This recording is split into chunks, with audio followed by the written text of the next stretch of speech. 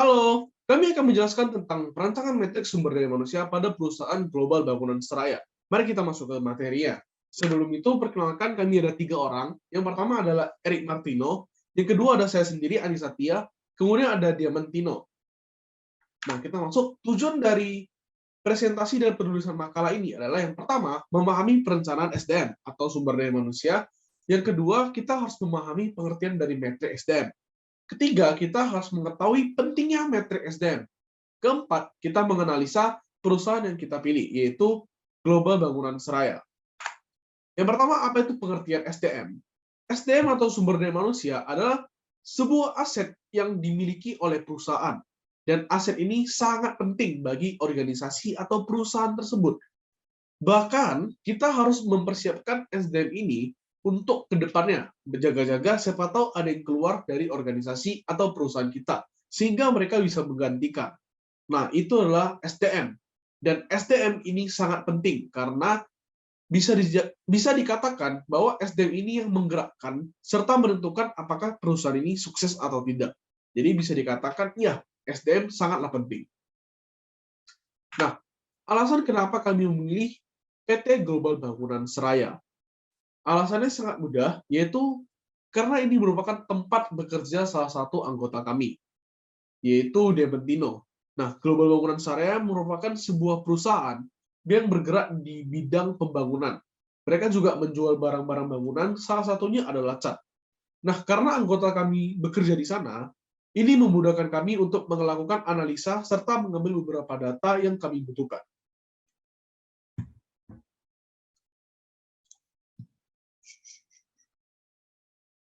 Perkenalkan, nama saya Diamantino Sembiring. Saya akan menjelaskan penilaian dalam penyeleksian karyawan baru. Terdapat 3 tahap. Yang pertama adalah dibutuhkannya pengalaman kerja. Pengalaman bekerja di sini seperti apa pekerjaan sebelumnya yang pernah dilakukan, apakah sesuai dengan yang dia apply saat ini. Selanjutnya ada kemampuan. Kemampuan adalah kemampuan atau skill yang dimiliki di bidang pekerjaan sebelumnya, apakah memiliki kaitan dengan pekerjaan saat ini. Selanjutnya adalah interview. Interview adalah wawancara untuk menilai bagaimana dia menjawab setiap pertanyaan yang diajukan. Selanjutnya adalah pengaruh kompensasi dalam karyawan. Adanya pertama, satu, kurang motivasi. Yaitu dengan kurang motivasi maka karyawan akan lebih kurang semangat dalam bekerja. Selanjutnya ada resign dengan tujuan mendapatkan kompensasi yang lebih tinggi, sehingga dibutuhkannya gaji yang lebih tinggi agar dia dapat bekerja dengan optimal. Selanjutnya, tidak profesional. Apabila kompensasinya tidak sesuai, maka dia akan bekerja adanya saja, tanpa adanya inisiatif untuk bekerja lebih baik lagi. Selanjutnya, kurang produktif. Dia hanya bekerja di bidangnya saja dan tidak berkeinginan untuk berkembang ke depannya. Selanjutnya adalah penilaian dalam metrik HR. Yang pertama ada rekrutmen. Rekrutmen itu menginvite orang ke dalam bekerja. Kedua adalah engagement dan retention, yaitu bagaimana ada terdapat di dalamnya employee satisfaction, bagaimana perasaan karyawan ketika bekerja. Yang kedua adalah talent turnover, bagaimana jumlah karyawan yang berbakat bekerja di perusahaan. Tiga ada voluntary turnover, yaitu jumlah karyawan berhenti secara mendadak. Ada terdapat retention rate per manager, yaitu jumlah atasan dalam suatu organisasi. Selanjutnya adalah time tracking, yaitu absent trends. Absent rate, yaitu dilihat dari bagaimana absensi dalam bekerja jumlah karyawannya. Terus ada overtime hours, yaitu estimasi waktu bekerja lembur yang dibayar oleh perusahaan. Selanjutnya ada employee value and performance. Di situ terdapat revenue of per employee, yaitu jumlah penghasilan perusahaan dibagi dengan jumlah gaji yang dikeluarkan. Ada employee performance, yaitu penilaian dari kinerja. Goal tracking, bagaimana pencapaian kinerja dengan membandingkan tujuannya, apakah sudah tercapai atau belum. Company performance, yaitu bagaimana seorang karyawan dihargai di dalam perusahaan. Selanjutnya adalah training and development. Di situ ada training expense, yaitu jumlah biaya yang dikeluarkan untuk melakukan pelatihan. Time to completion, yaitu estimasi waktu yang dibutuhkan karyawan dalam menyelesaikan pelatihan. Selanjutnya ada training effectiveness, bagaimana tingkat efektif dalam pelatihan tersebut dalam bekerja. Selanjutnya adalah feedback, bagaimana tanggapan kembali dari karyawan terhadap perusahaan, apakah yang diberikan sesuai dengan pelatihan tersebut. Tujuan dari pengembangan SDM yaitu untuk meningkatkan kemampuan karyawan. Kemampuan tersebut dapat berupa skill dalam bekerja, moral, yang penyampaiannya dapat dilakukan dengan training maupun dengan melakukan briefing. Pengembangan sumber daya adalah untuk menambah pengetahuan bagi karyawan dan mencapai tujuan perusahaan yang telah ditetapkan. Bagaimana sebuah perencanaan SDM dapat berjalan? Perencanaan SDM dapat berjalan apabila HR-nya dapat melakukan perekrutan yang dilakukan sesuai dengan tujuan daripada perusahaan yang telah ditetapkan. Perkenalkan, nama saya Erik Martino dengan NPM 2041050. Pada kesempatan kali ini saya akan mempresentasikan, pengaruh kompensasi bagi karyawan. Di sini ada 4 eee, pengaruhnya. Yang pertama itu kurangnya motivasi, yang di mana, jikalau kompensasi yang diberikan untuk karyawannya itu kurang layak ataupun tidak cukup, bahkan ataupun lebih, itu bisa mempengaruhi sebuah motivasi dari sebuah karyawan, yang di mana yang semulanya bekerja untuk memberikan keuntungan bagi perusahaan ini malah merugikan, di mana jadi pengaruh kompensasi itu sangat besar terhadap sebuah karyawan. Yang kedua itu adalah, resign dengan tujuan mendapatkan kompensasi lebih tinggi, yang di mana jikalau, kompensasi ataupun gaji yang diberikan oleh perusahaan untuk karyawannya itu tidak cukup, itu dapat mempengaruhi, mindset seorang karyawan, yang di mana dia bisa berpikiran untuk, pindah ke perusahaan lain dengan tujuan untuk mendapatkan kompensasi yang lebih layak. Dan yang ketiga itu adalah tidak profesional, yang di mana, mmm, kompensasi ini memiliki nilai pengaruh yang sangat besar, yang di mana jikalau semakin tinggi kompensasi yang diberikan tanpa tujuan yang jelas, maka karyawan yang bekerja akan, bekerja secara tidak profesional, ataupun dengan kata lainnya itu, makan gaji buta. Sedangkan yang terakhir adalah kurang produktif, yang di mana jikalau kompensasi yang diberikan, tidak sesuai dengan job desk yang diberikan juga, maka, produktivitas seorang karyawan itu bisa berkurang, dikarenakan dia hanya bekerja seadanya, tidak bekerja apa yang ada untuk perusahaan itu sendiri.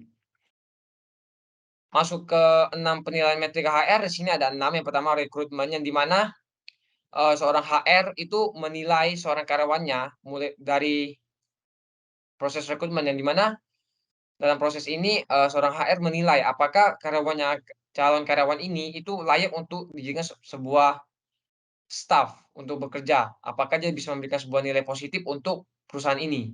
Yang kedua itu adalah engagement atau retention, yang di mana, di sini HR itu berkomunikasi dengan, calon karyawan, yang di mana setiap aturan ataupun informasi yang diberikan itu tidak salah paham kepada calon karyawannya, supaya komunikasi antara calon karyawan dengan HR itu terjalin dengan baik. Yang ketiga itu adalah time tracking, yang di mana, HR itu men-tracking ataupun melacak,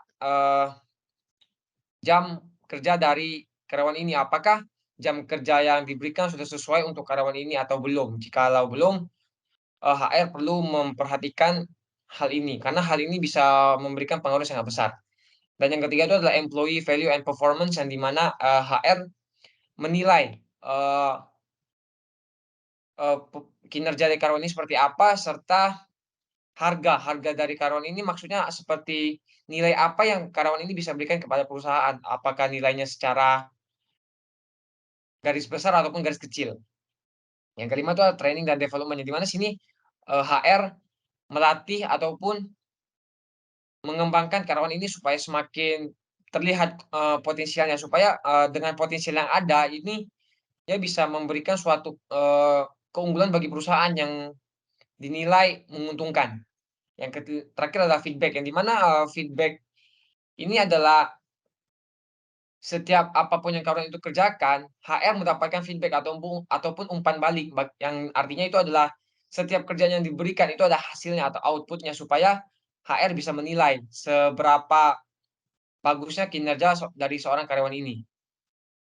Masuk ke tujuan dari pengembangan SDM adalah untuk meningkatkan kemampuan karyawan tersebut yang dapat berupa skill dalam hal bekerja, moral yang penyampaiannya itu dapat dilakukan dengan secara training maupun dilakukan dengan cara briefing. Sehingga pengembangan sumber daya manusia adalah untuk menambah pengetahuan bagi karyawan dan mencapai tujuan perusahaan yang telah ditetapkan oleh organisasi tersebut. Oke, bagaimana sebuah perencanaan SDM dapat berjalan? Di sini, maksudnya adalah jikalau perancangan SDM itu baik dari, proses rekrutmen hingga ke feedback-nya itu berjalan dengan lancar, maka dari sekian banyaknya calon karyawan yang akan direkrut itu akan memberikan suatu potensial yang baik ataupun hasil output yang baik. Sehingga hasil apapun yang mereka berikan itu tidak merugikan perusahaan, melainkan dapat memberikan sisi nilai positif yang mungkin perusahaan akan simpan sebagai nilai keunggulan mereka sendiri. Dan di sini ada permasalahan apa yang dihadapi oleh PT GBS. Yang pertama itu bisa kita bilang yang pertama adalah proses pemberian kredit kepada konsumen, yang di mana, proses pemberian kredit ini dapat juga menguntungkan konsumen dan juga dapat merugikan perusahaan, yang di mana artinya itu menguntungkan konsumen itu adalah mereka bisa menyicil untuk jumlah barang yang mereka ambil. Jikalau mereka ambil dalam jumlah besar, mereka bisa menyicil sedikit demi sedikit untuk meringankan beban pembayaran. Tapi untuk sisi negatif bagi perusahaan itu adalah, eee, di mana proses alur uang masuk itu tidak begitu lancar dikarenakan proses penyicilan yang dilakukan oleh konsumen. Sehingga sini dapat merugikan perusahaan dalam membayar biaya ke supplier. Yang kedua adalah, banyaknya pesaing yang memiliki bidang pekerjaan yang sama, yang di mana, GBS ini bergerak di bidang bahan bangunan. Seperti yang kita tahu bahan bangunan di Kota Batam sudah begitu banyak yang menjalankannya, sehingga persaingan yang dilakukan saat ini tidak begitu sehat dikarenakan banyak pesaing. Sehingga banyaknya konsumen yang memilih tempat lain ketimbang GBS. Masuk ke cara mengatasi permasalahan yang dihadapi oleh PT GBS itu pertama adalah dari segi ketegasan dalam pemberian pecicilan, nyicil.